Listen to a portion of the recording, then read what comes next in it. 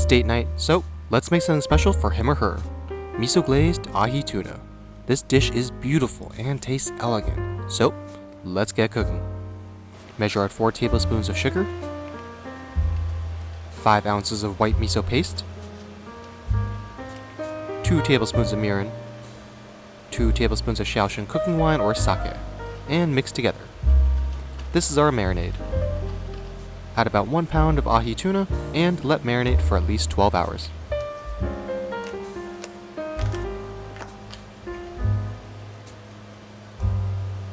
On a tinfoil lined pan, we'll broil these about 8 inches from the burner or until there's a nice golden brown caramelization on top.